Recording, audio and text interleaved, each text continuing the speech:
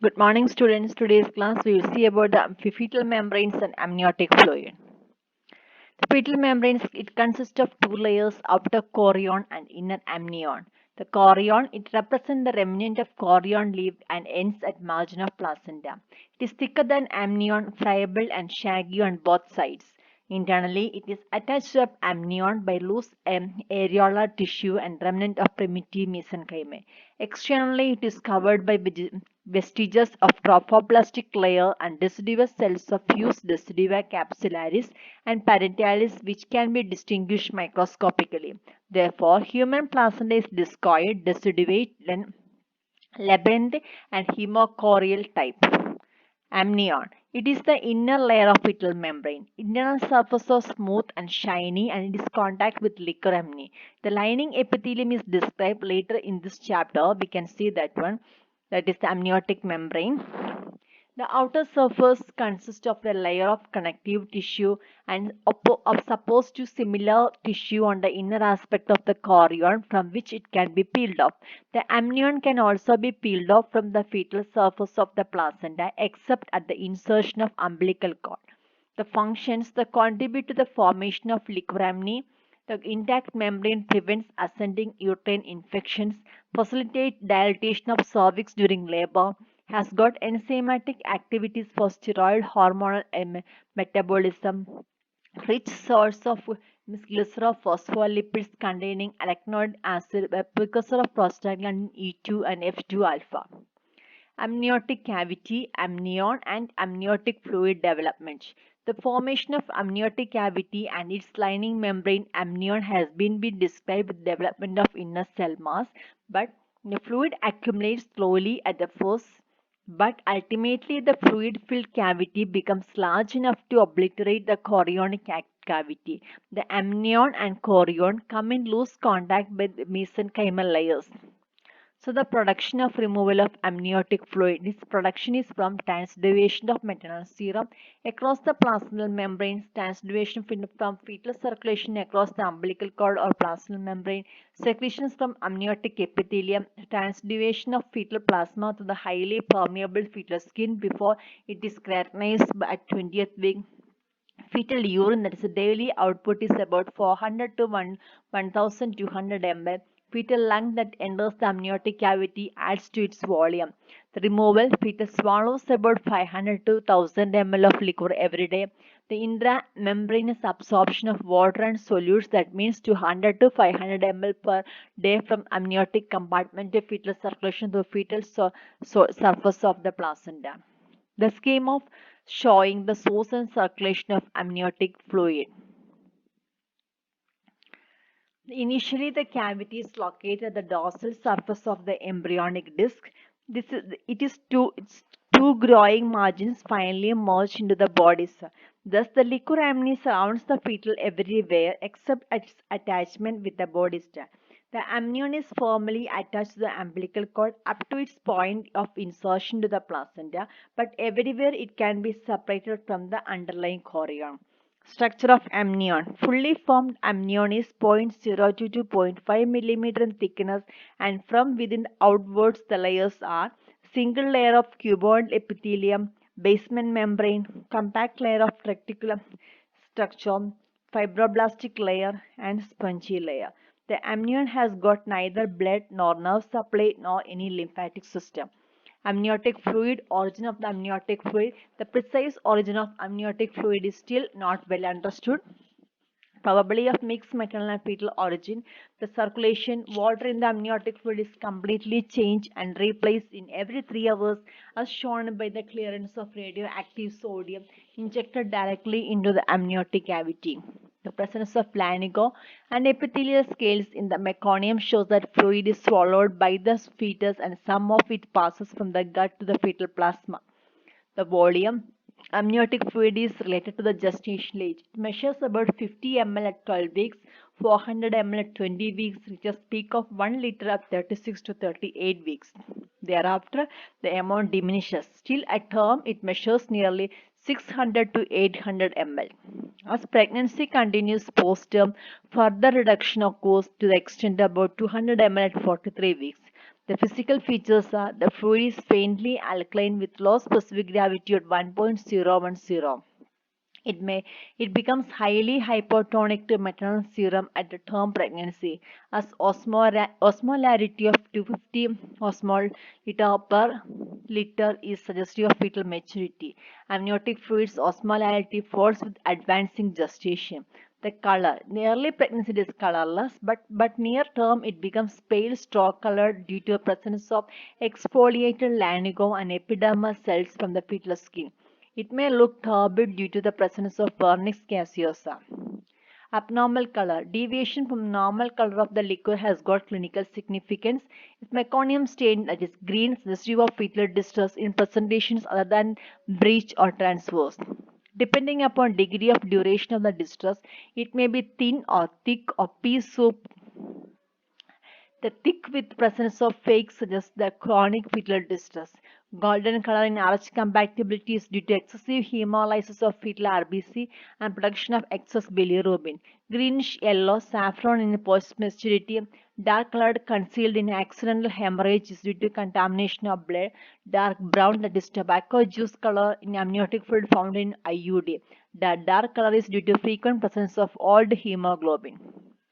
Composition. The first half of pregnancy, the composition of fluid is almost identical to transudate of plasma. But in late pregnancy, the composition is very much altered, mainly due to contamination of fetal urinary metabolites. The composition include water is 98 to 99%, solid is 1 to 2%. The following solids are the constitute, that means organic solid include protein, NPN, total lipids, glucose, uric acid, hormones, urea, and creatinine. The inorganic concentration of sodium, chloride, and potassium are almost same found in the maternal blood. As pregnancy advances, there may be slight fall in sodium and chloride concentration, probably due to dilution of the hypertonic fetal urine, whereas potassium concentration remains unaltered. Suspended particles include lanugo, exfoliated squamous epithelial cells from the fetal skin, vernix gaseosa, cast of amniotic cells, and cells from respiratory tract, urinary bladder, and vagina of the fetus. The functions of amniotic fluid. The main function is to protect the fetus. During pregnancy, it acts as a shock absorber, protecting the fetus from possible external injury, maintains an even temperature, fluid distance the amniotic sac, and thereby allow for growth and free movement of the fetus and prevent adhesions between the fetal parts and amniotic sac. Its nutritive value is negligible because small amount of protein and salt content. However, water supply to the fetus is quite adequate. During labor, the amnion and chorion are combined to form the hydrostatic wedge which helps in dilatation of cervix. During uterine contraction, it prevents marked interference with the placental circulation so long as the membranes remain intact. It guards against the umbilical cord compression. It flushes the birth canal at the end of the first stage of labor and by aseptic or bactericidal action protect the fetus and prevents ascending infection to the uterine cavity. The clinical importance of study of amniotic fluid provides useful information about the well-being and also maturity of the fetus. Intraamniotic instillation of chemicals used as a method of induction of labor and abortion.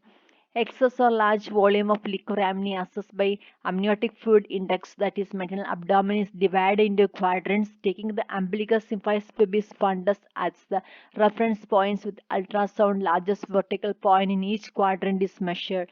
The sum of the four measurements in centimeter is the AFI. It is measured to diagnose clinical conditions of polyhydramnios or oligohydramnios respectively. Routine rupture of membrane with drainage of liquid is helpful method of induction of labor. Umbilical cord.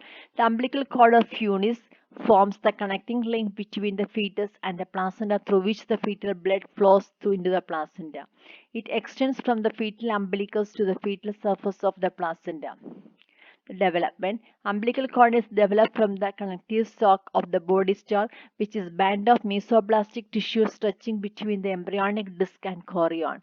Initially, it is attached to the caudal end of the embryonic disc, but as a result of cephalocaudal folding of the embryo and simultaneous enlargement of the amniotic cavity, the amnioectodermal junction converges on the ventral aspect of the fetus. As the amniotic cavity enlarges out of the proportion to the embryo and becomes distended with the fluid, the embryo is carried more and more to the amniotic cavity with the simultaneous elongation of the connective sac, the future umbilical cord. Structures which constitute the umbilical cord when fully formed are as follows.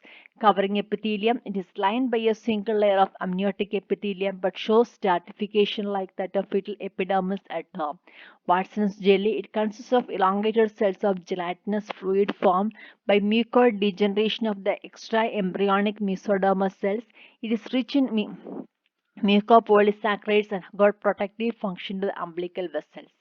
Blood vessels. Initially, there are four vessels, two arteries and two veins. The arteries derive from the internal iliac arteries of the fetus and carry venous blood from the fetus to the placenta.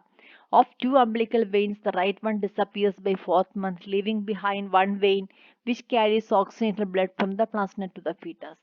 Presence of a single umbilical artery is often associated with fetal congenital abnormalities. Remnant of umbilical vesicle is yolk sac and it's a Whitline duct. The remnant of yolk sac may be found in small yellow body near the attachment of cord to the placenta, or on rare occasion the proximal part of duct persists as a Meckel's diverticula. Allantosis, a blind tubular structure, may be occasionally present near the fetal end, which may be continuous inside the fetus with the urachus and bladder. Obliterated extra-embryonic column. In the early period, extra-embryonic column is continuous with the extra-embryonic column during the herniation of coils of intestine, that is the midgut. The condition may persist as a congenital umbilical hernia or examphilos. Characteristic of the umbilical cord include it's about 40 cm in length and usual variation is between 30 to 100 cm. Diameter is about average of 1.5 cm with a variation of 1 to 2.5 cm. The thickness is not uniform but presents knots or swellings at places. There are swellings, that is false knot, may be due to kinking of the umbilical vessels or local collection of water, Watson's jelly. The two knot are very rare. Long cord may loop around the neck, that is in 20 to 30% of cases. It shows a spiral twist from the left to right for the earliest 12th week due to spiral turn taken by the vesicles vein around the arteries. The umbilical arteries do not possess the internal elastic lamina but got well developed muscular cord. This helps in effective closure of arteries due to reflex spasm soon after birth of the baby. Both arteries and vein do not possess vasa vasorum. Attachment. In early period, the cord is attached to the ventral surface of the embryo across the caudal extremity, but as the column closely, the yolk sac atrophies. The point of attachment is more permanently to the center of the abdomen at fourth month. Unlike the fetal attachment, the placental attachment is inconsistent. It is usually attached to the fetal surface of the placenta somewhere between the center and the edge of the placenta, called eccentric insertion.